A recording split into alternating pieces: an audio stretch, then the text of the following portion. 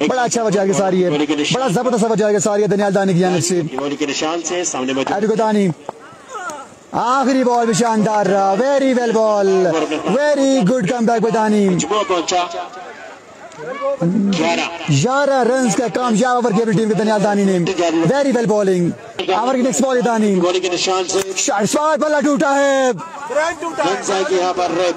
एक रन का इजाफा, सिंगल आ जाएगा, लिहाज शानी का बल्ला टूटा है दनियाल दानी।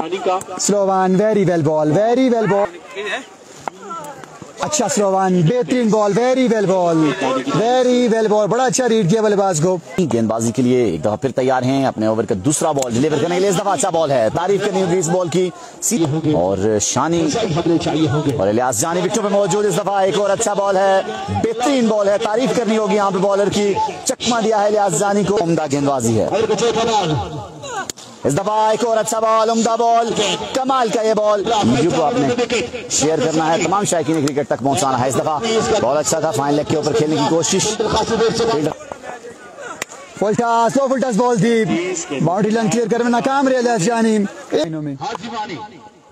ओ अच्छा slow one, very well ball, ये बॉल अच्छा था, ये बेहतरीन बॉल था बगैर बॉल के। आदि को फुल टॉस स्टेट बैट के साथ खेले, हवाएं खा रहे थे, लगे ठंडी हवाएं। ओ अच्छा गेंद इस बार भी, लेकिन बाय के दौरान ही एक बार फिर स्लो वन, 12 में बॉल सेम एरिया में लैंड कर जाएगी।